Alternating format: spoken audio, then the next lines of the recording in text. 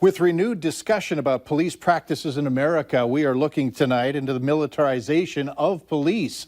Our National Investigative Team analyzed equipment from trucks to guns, going straight from the military to the local police around the country. Here's Lee Zurich with the team's latest investigation, Geared Up. Superior, Wisconsin is a small city of 26,000 tucked up against the border of Minnesota. FBI statistics show in a 4-year period, Superior had 1 murder and 49 reported robberies. But during that same time period, police felt the need to use a military mine-resistant vehicle designed to protect soldiers in war zones. The kids loved climbing in it and people were interested by it, but then there were also probably a smaller group of people who did express that they didn't think that, the city police should have a piece of military equipment, something that's meant for kind of a theater of war or war operations. Every year, the Department of Defense transfers excess military equipment to police agencies across the country. Since September of 2014, the federal government has sent 55 mine-resistant vehicles to police in Tennessee, 42 in Texas, and North Carolina, Florida, and Alabama, all getting at least 2 dozen. We have to deal with gun violence and dealing with having to apprehend dangerous suspects and have a need for an armored vehicle for some of those assignments. In Madison, Wisconsin, the police department eventually traded in their military vehicle for a civilian version.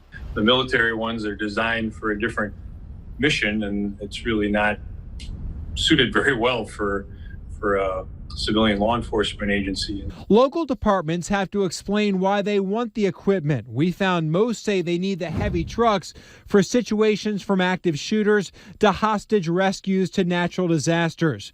We found Monett, Missouri has 2 of the vehicles for a population of 9,000. Police there declined an interview. There's types of military equipment that might never have a place in local policing. There's other types of equipment that might have a function.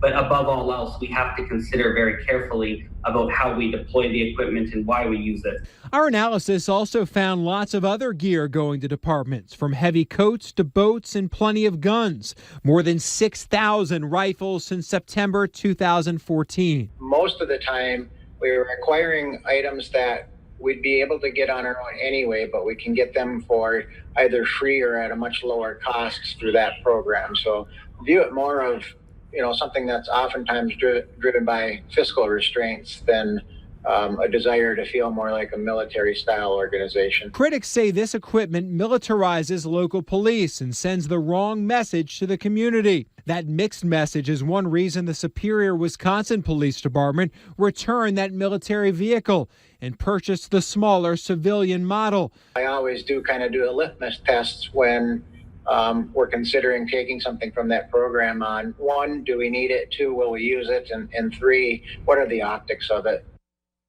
Now, there are some categories of equipment going to police that have gone down when you look at the roughly 6 years before and after the unrest of 2014 in Ferguson, which really started this conversation. For example, there was more than 200% decrease in rifles that went to local departments since then.